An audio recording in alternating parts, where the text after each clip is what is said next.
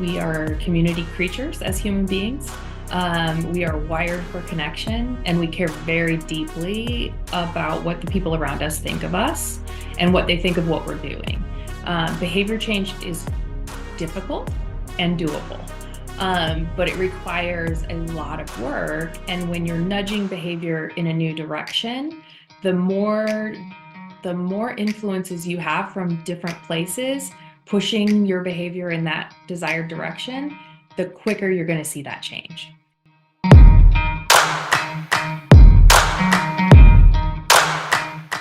Thank you for tuning in. Thank you for listening. I am your host and coach, Tyler Johnson. And whether you've tuned in to elevate your mindset, your game, or just your day, you are in the right place.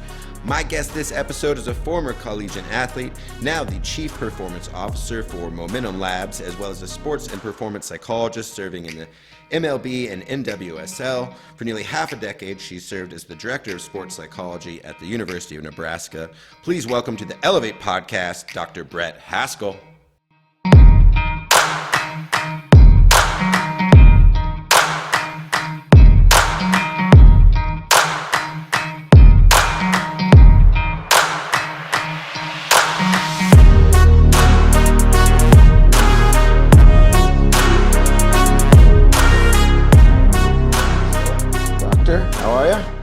I'm great. Thank you so much. I'm really glad to be here today. Excited to have you on. Excited to take some of your time and have a share. I would love to have you start by sharing about Momentum Labs a little bit and what you have going on there and how that can help people.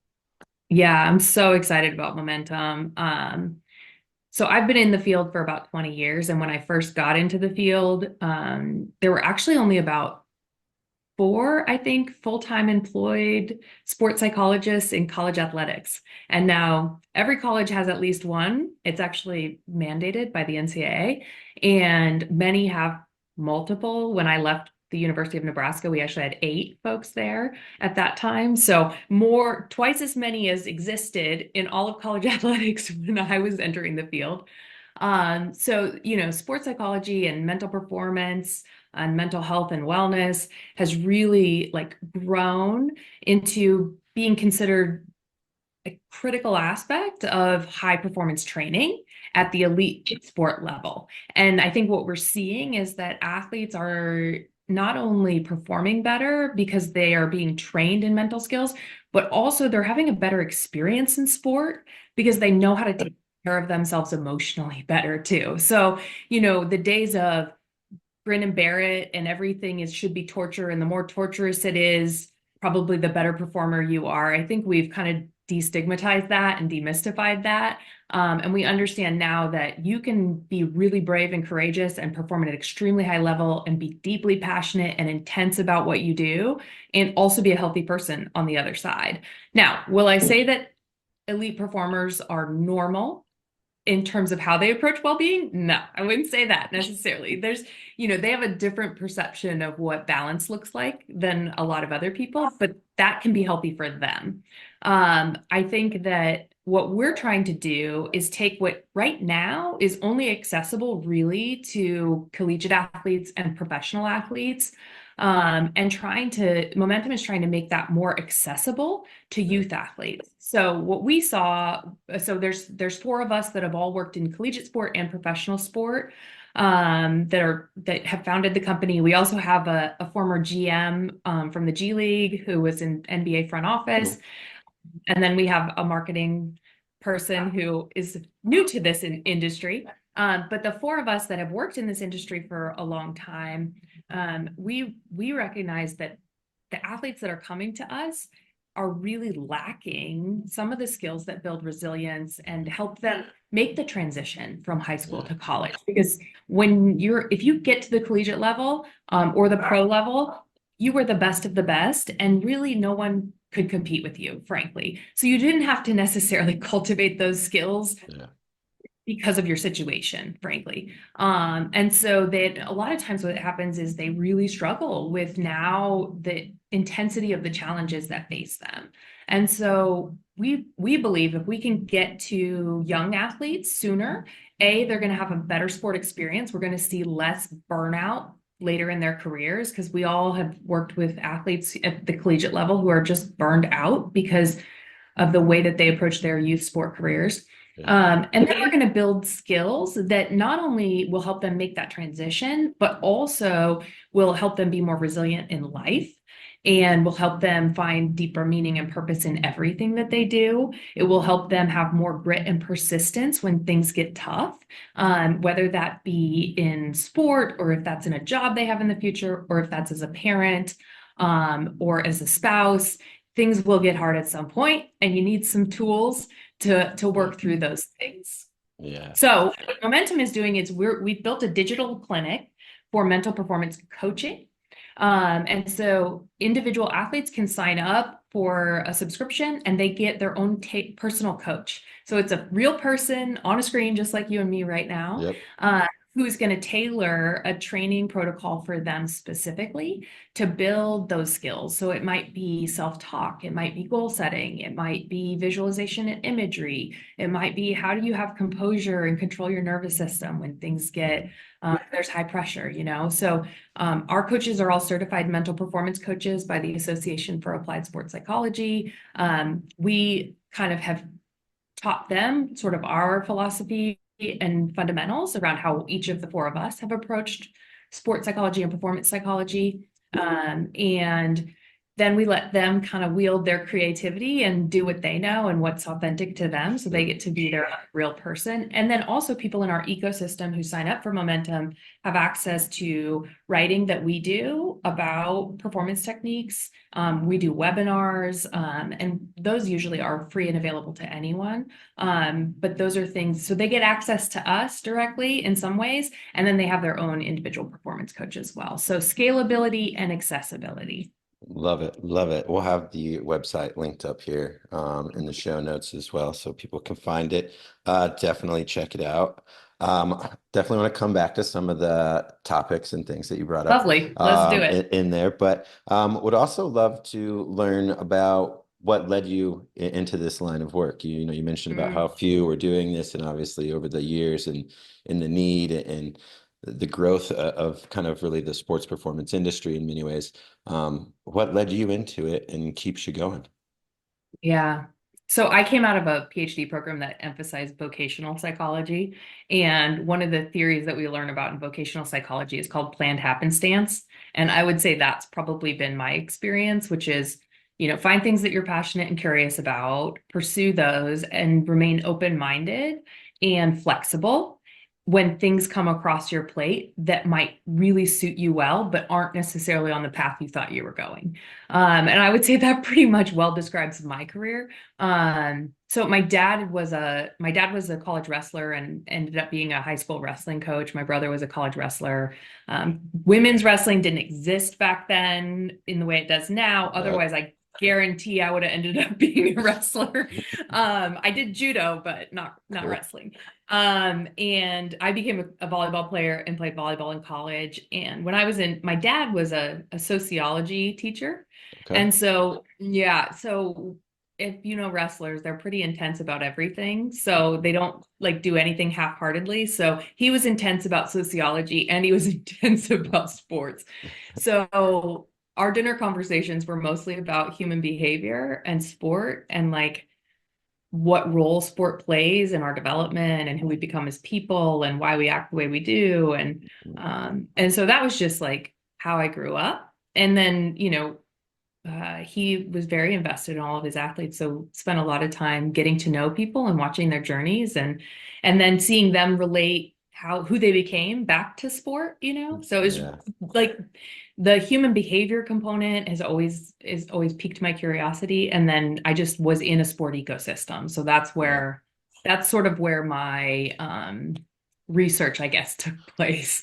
But then I became I went to college and to play volleyball, and I like didn't like my classes in high school. School did not interest me terribly. I was a decent student and I cared about getting good grades because I was always a pretty high achiever. But like I didn't love any of my classes. And the only class that I could even tell you anything about at this point in my life was advanced psychology. I took, I think, the first semester of my senior year. And so when I decided to go to college, I thought you just declared a major. I now discourage anyone from doing that. So the summer before I even entered college, I declared psychology. And then I loved it. Like I loved my classes. I didn't think that much about what I was going to do with it. I just was fascinated by it. I had a heavy applied component, or not applied, sorry. I had a heavy research component in my undergrad program. So we had to do a lot of undergraduate research and design our own studies. And they made us go present at conferences and do all kinds of things. So I got really intrigued by that. And I was in the athletic department. So that was my population of that I could have access to. So I did a lot of my research in the areas of performance psychology, both around mental health, like disordered eating behaviors and habits, and then also around like social constructs that impact performance. Like at that time, it was forums, like sport forums for athletes, and I did some research around how that affects anxiety, competitive sport anxiety. And then around the time I was finishing grad school, I was like, well, what do I do with a psychology degree? So I applied to some programs in clinical psychology, but I wasn't like super convinced. I remember telling my advisor, I was like, I really like sport. I kind of don't want to give that up, but I think I want to work with people. And so I started researching sports psychology, which at the time was difficult to research. And I just applied randomly to programs that said sports psychology. I didn't even know at that point that those are mostly in kinesiology. But I was accepted into a program and I've sent out emails to some random people. And this woman from the Olympic Training Center said, hey, your email was very long and thoughtful. Let's jump on a call. So she was the director at the USOPC at the time, which probably wasn't even called that. And so we got on a call and I was like, well, these are the programs I've applied to. And she's like, okay, well, you should have gone the clinical route, but she goes, but UNCG, the school that I ended up going to, she's like, that's a great sports psych program. And the woman who's directing there, she's awesome. So I went off to UNCG, studied kinesiology, got a sports psych emphasis, continued to be most curious about human behavior and how to modify human behavior. And my advisor said, you need to go get your PhD in counseling psych. So, and she had been at it's just so random. She had been at the University of Kansas as an undergrad, and they were one of the few places that hired a full-time sports psychologist. So they were one of the four that had a full-time sports psychologist. And I applied to their PhD program. And when I went to interview, my athletic trainer from undergrad was the athletic trainer for the volleyball program at Kansas at that point. And I reached out to her and I was like, do you know Megan Brent at the time? And she's like, oh yeah, we're buddies. And I was like, can you introduce me to her? So on my interview for the PhD program, I got to meet with her. We hit it off. We spent like an hour and a half talking. And she basically said, if you come here, I'll train you. And so the rest is kind of history, I guess. Cool. Yeah. I like it. I love it. For all your passions. No doubt. You touched on, yes, the time of being in Nebraska and around collegiate athletics and kind of this recent growth around performance psychology, that the new recent more, NCAA directives and things like that. From a lot of conversations, it still feels like sometimes the ability to impact the athletes is sometimes the ability to, if the coach believes in some of these things, and sometimes at different levels and different understandings, different experiences, different reasons. But can you talk about how important it is when the coaches value some of these mental wellness practices and things that the transformation, not only can it do for their performance, but I think also for the coach and player relationships? Yeah, 1000%. We are community creatures as human beings. We are wired for connection and we care very deeply about what the people around us think of us and what they think of what we're doing. Behavior change is difficult and doable.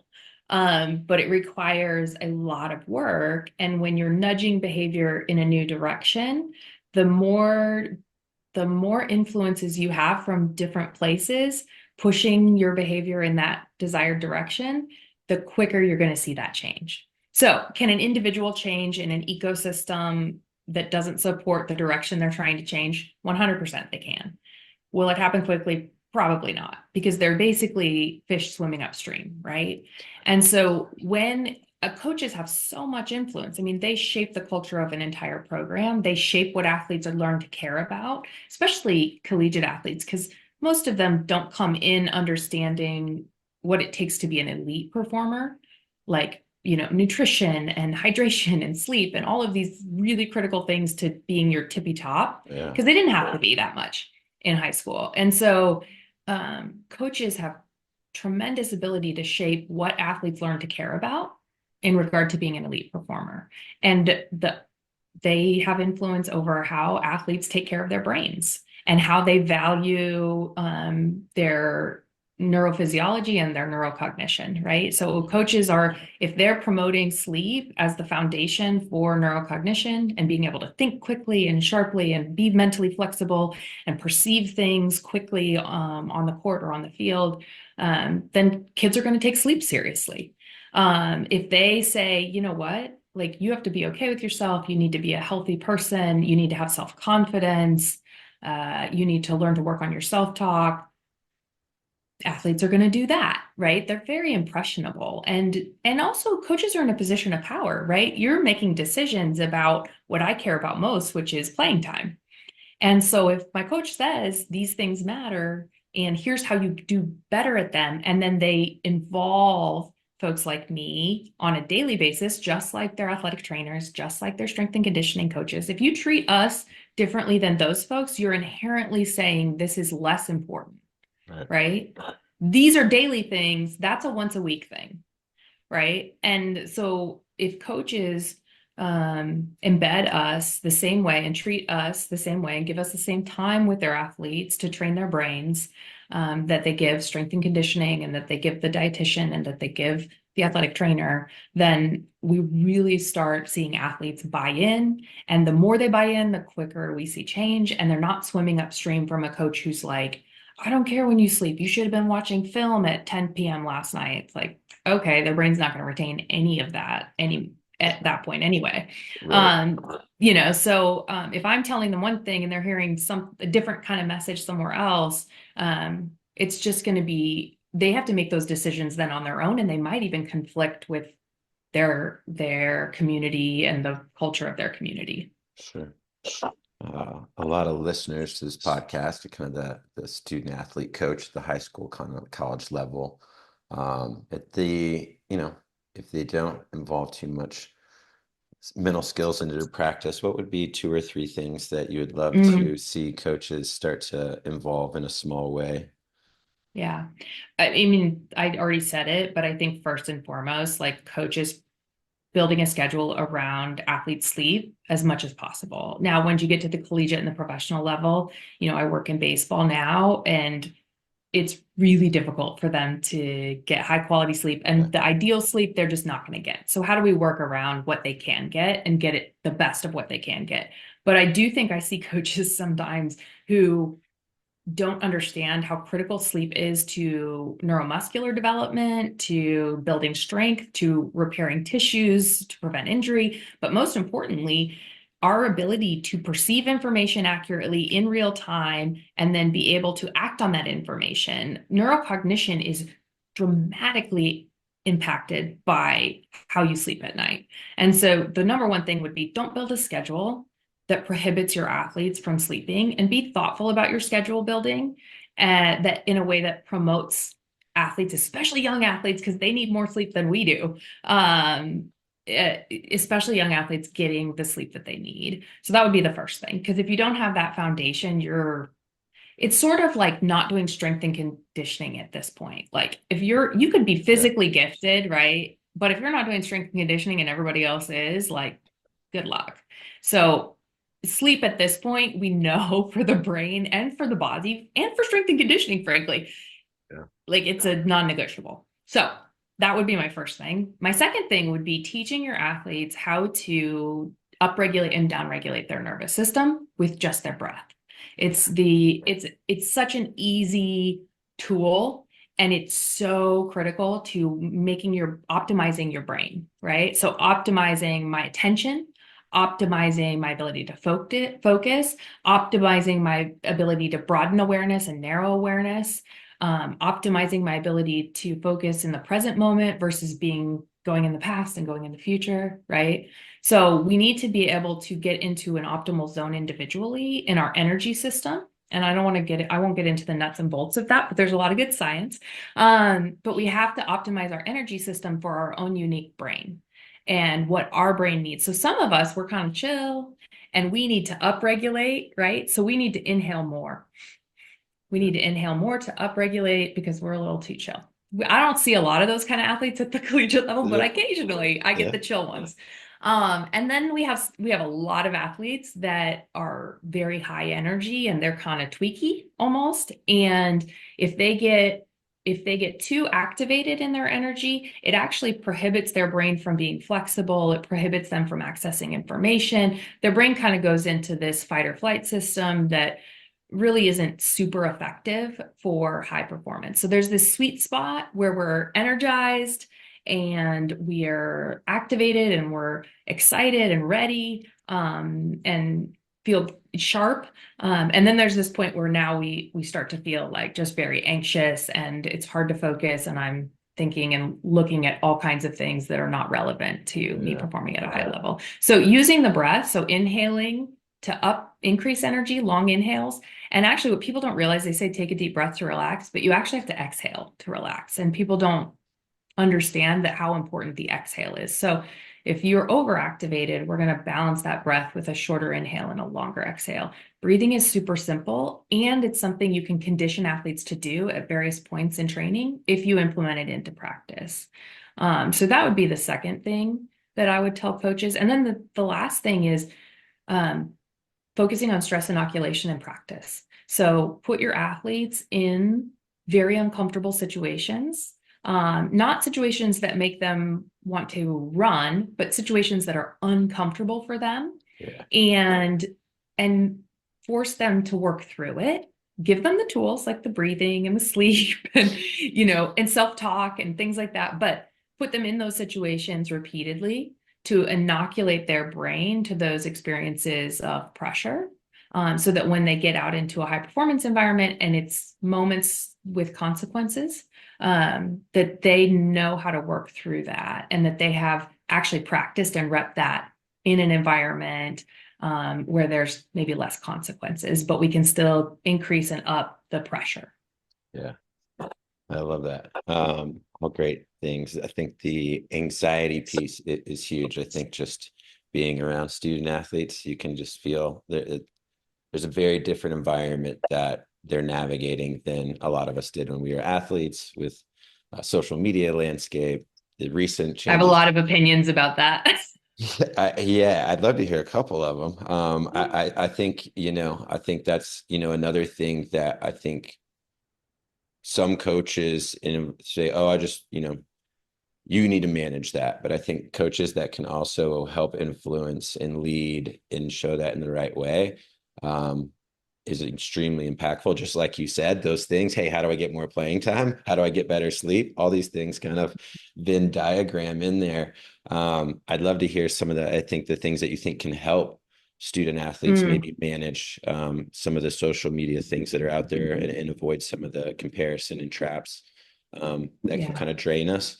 And then also, I think my experience being at practices these days is that's one of the most beautiful things about it is pretty much only the people that have phones have them, right? And then you have these 2 or 3 hours of growth and development through sport with people without these devices and distractions. And it's at the high school level, it's amazing. At the college level, it's like this unique place that doesn't occur a lot anymore. But what are ways we can maximize that and help our athletes through the challenges of what is out there?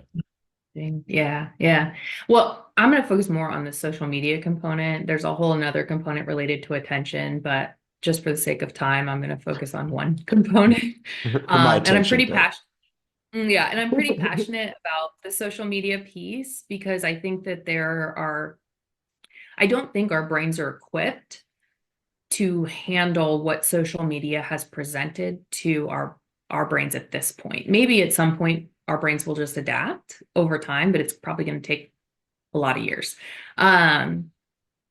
We are wired as human beings for connection because it ensures our survival in a lot of ways. So if you think about when we were hunter-gatherers and we lived in small groups, groups gave us safety and security, right? And so if I had other people helping me stay protected, I was less likely to die from the elements or, other groups or animals or whatever. So, for thousands of years, our brain has been wired to prioritize being part of a group, right? And how do we do that is we compare ourselves to others because you don't want to be the low man on the totem pole. So our brain is actually built to pay attention to like social evaluation and how I fit. And there's a whole concept called social evaluative threat that looks into this and actually how it at a biological level affects our physiology, including like inflammatory responses and all kinds of things. It's wild. What I think is really interesting is that we lived in very small groups, right? So 15 to 30 people, maybe. And that's who we were kind of comparing ourselves to. What's happened with social media is that it's taken that part of the brain that's wired to pay attention to what other people think, and it's put it on a plate in front of thousands and thousands and thousands of people. And our brain has difficulty recognizing that I shouldn't be evaluating myself against all those people's opinions. We just haven't caught up yet to what our new civilization looks like, right? The brain hasn't caught up yet. And so inherently we care, we're wired to care what people are saying about us, even if it's Joe Schmo sitting on his couch in his basement, never played a sport in his life. Like we are wired to care. Yeah. And so I tell athletes, like, you cannot expose yourself to those things and not be impacted in some ways. You can get better at coping with it through, mindsets and kind of building a mindset around those folks and their opinions. And that can really help, but you can't eradicate that part of your biology to just not care. So what's more important is deciding what your audience is and who you want your audience to be. So who has the right to evaluate you, who knows you well enough, aligns with your values, and actually has expertise in the things you're evaluating yourself on, and has a meaningful opinion, right? So narrowing that down. So I will work with athletes on who are those people, like who are your core people that you want to allow their opinions to matter to you. Because I actually do think feedback's important. Building self-awareness comes from hearing what others see of us, right? Yep. We need to care what some people think of us. And so I don't want to tell them not to care, but let's decide who we're going to make our audience. So I tell people, like, narrowing the spotlight, kind of like if you're in a giant gymnasium, you want to narrow the spotlight. You don't want to see everybody in the crowd. You want to narrow the spotlight. Right. And we're actually pretty good at doing that in sport, right? Because we're used to that. And so you kind of have to do that on social media too. I think what you can do is you can build your algorithm. So, liking things and finding things that you watch that are really positive and uplifting, that are encouraging, people who are supportive. You can actually shape your algorithm to feed you stuff that's healthier for your brain. Yeah. If you're following, fan accounts that are trashing you and you're reading all the comments, you're going to get more of that stuff too. Yeah. So you got to remember, like, we're filtering for our brain through what we pay attention to on social media. So build your algorithm to be smart, right? Like to give you what's good for you and not what's bad for you. It's kind of like food consumption, right? Like if all I have in my house is crap, I'm going to eat crap. If all I have in my house is fruits and vegetables and whole foods, I'm going to eat healthy stuff, right? So doing the same thing with your social media account. And then the other thing is setting some restraints on yourself. So using your phone to set up maximum times you can be on social apps, right? Yep. And these are things I'll actually have someone pull their phone out in a session and I'll say, hey, let's go through and let's set some reasonable goals for yourself and let's put them in your phone. Now you can override those, but at least it's an awareness piece when it comes up. Like, you got 15 minutes left on your 1 hour of social media today. Do you want to bypass it? And you have to make that choice, and I think you have to tie those choices back to your purpose and your goals, right? Mhm. So if my purpose is to play with the most mental freedom I can when I'm out in front of an audience, a big audience, then I probably need to be mindful about what I'm consuming during the week Yeah. to make my mind capable of handling that under performance conditions. And when I can help them tie back to that, they're a lot more willing to make some sacrifices, right? And I always tell, hey, being great requires a lot of sacrifices. It's not fun all the time. Yeah. And there's some unpleasant things you have to do. Like, do you want to go and max out in your lift? Like, is that fun? Like, afterwards, yes. In the moment, it sucks.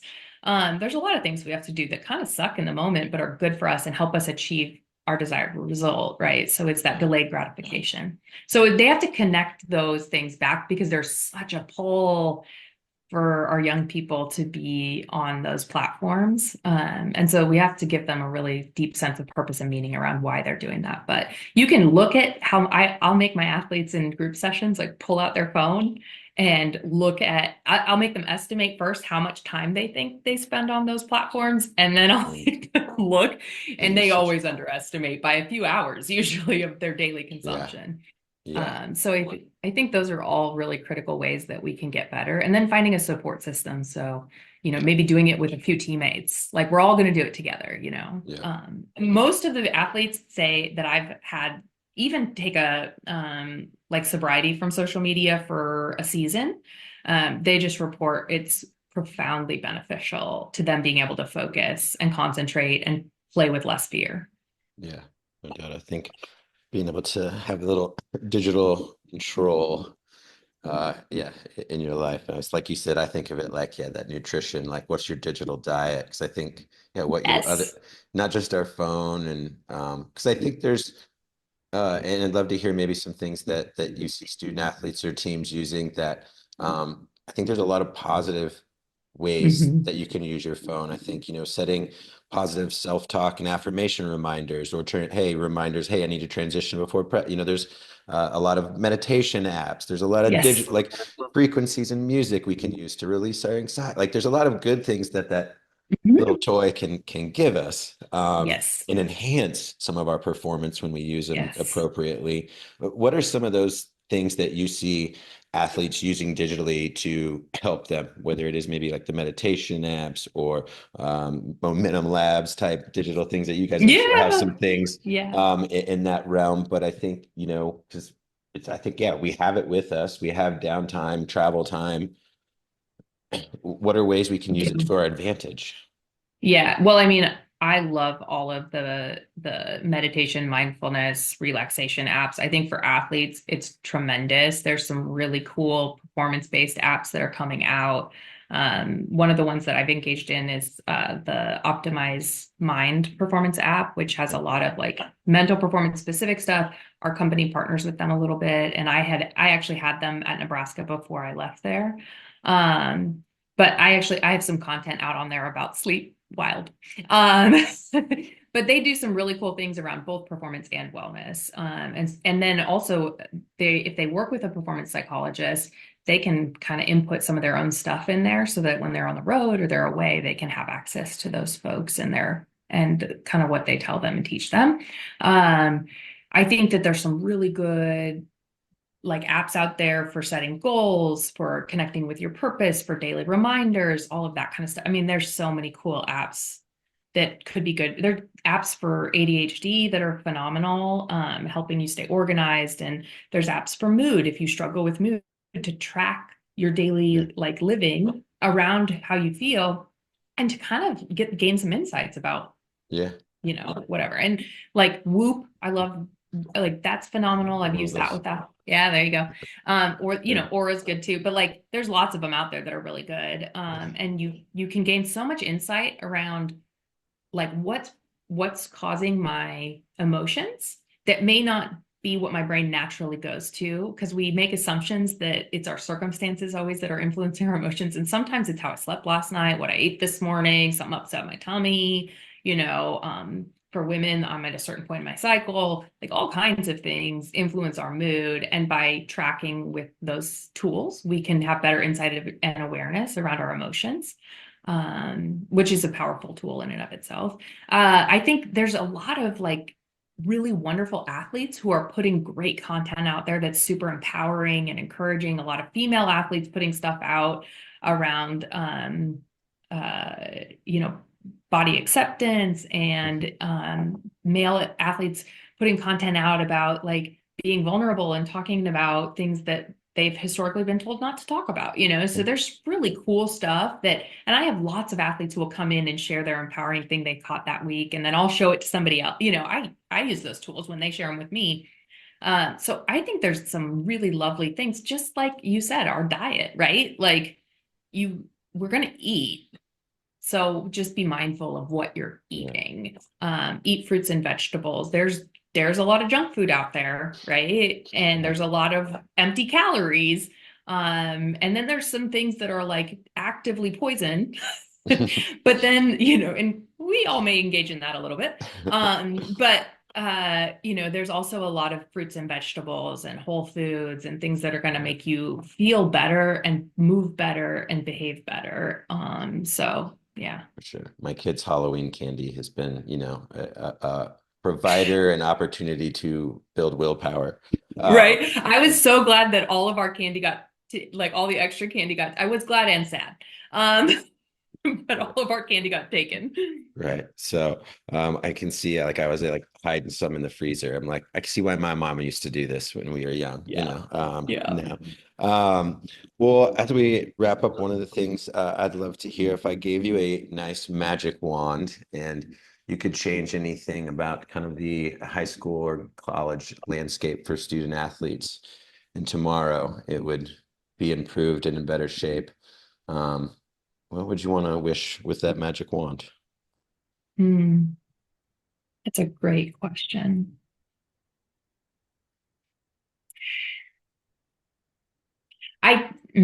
I think that I would want people to more deeply understand how useful sport is for who can become as people, but it's not that just because you do it. It's that because of the environment that's created mostly by the adults around that sport, that teach athletes what they're supposed to get out of sport, right? And I would really emphasize, I would love for coaches to emphasize, especially at the high school level, what growth really looks like, and focus much less on outcomes and much more on how do I get better at something. And better today is going to be different than better a year from now. And that you're at this one point in your journey, and we don't know when you're going to have these accelerated points of growth, and we don't know when you're going to hit a valley, and it's not going to quite feel like that. But really understanding like a true growth curve, because sport doesn't look that different. Our participation in sport doesn't look that different than growing from a baby to an adult, right? But I think we have this expectation that youth athletes and collegiate athletes even are going to go from 6 months old to 16 overnight. And I think we set them up to miss so much value in the journey of trying to be great at something. Like, don't get me wrong, I want people to try to be great. I actually think that's really valuable. But with trying to be great comes a lot of trial and error. And if we punish kids for the errors, all they're going to learn to focus on is getting it right, getting it right, getting it right. Not what did I get out of this experience? How did I grow as a human? What skills am I learning? Look how I pressed through. Look how I failed and got back up. And then also, I have no idea where I'll be a year from now, right? Like we fixate on this one moment, and we don't think about how long the journey actually is and what's the purpose of the journey and the larger scope of who we become as human beings. So I think I would just impress upon the adults to recognize how to make sport great for kids and for young adults, because it isn't inherently so. I Saturday was in a food truck line and a girl behind me young girl in her soccer uniform had finished playing. And, instead of asking the typical outcome based kind of question, I was like, hey, did you have fun today? And she's like, I don't know. And I was like, well, what was the most fun? She goes, I don't know. And I was like, well, what was the least fun? And she goes, I don't know. And then her sister goes, well, you lost. And she goes, well, yeah, I guess that was the least fun part. And I was like, well, did you try your best? She's like, yeah. I go, was that fun? She goes, yeah, that part was fun. Yeah. But it was like, I could see it's like, yeah, that orientation of, yeah, what was fun? What was the purpose out there besides the outcome, you know? Yes. And it was Yes. like, 100%. when I asked about, yeah, I was like, what was the cool, it was just like her mind shifted, but it struggled. Like, was that supposed to Yeah. be fun? Like, Yeah. yes, it was at Yeah. some point. I think we have to train parents how to ask the right questions. It's interesting. I just wrote an article on mindsets for Positive Coaching Alliance. And one of the things we suggested was how to ask the right questions after practice and after, like, what'd you get better at today? Like, what did Yeah, you learn today? How'd you get tougher today? Right? Like, oh, well, I kind of sucked, but I got back up and I sucked yeah, it up and I went back in, how are you brave today? for How are sure. you, those kinds of things. So, what we ask them about shapes what they come to value and think is important. And then that shapes their whole journey. Yeah. One last magical kind of question. This one's around a time machine. If we sent you back in a time machine to teenage self, from all the wisdom and experience you've acquired, what would you want to tell your teenage athletic self and remind Oh, my yourself? sports self. Yeah. What would you want to remind yourself about? Yeah, just what's ahead. Oh man. Um, that's a really great question. That one's tougher. I think I would have just like told myself to like be more comfortable in your own skin. I don't know that I got that until college. So, And I think that the more I just got comfortable with what I was great at and what I wasn't great at, and like I can still get better at that. So a lot of things around growth mindset. But I think prior to growth mindset, I needed to like come to terms with who I was and be okay with that. Like I'm 5'4" and I play a sport where that is not desirable. But I'm tough as nails. I'll put my body through anything. I can train really hard. I'm quick and and feisty, and I didn't focus enough on those traits. I think as a young athlete, I probably, I don't know, had like a short girl complex, I guess, and I was insecure about what I couldn't do as opposed to focusing on what made me great. So I think just learning to accept those parts of myself, like I'm not going to change my height, but there's a space for me, and this is what will make me succeed in that space.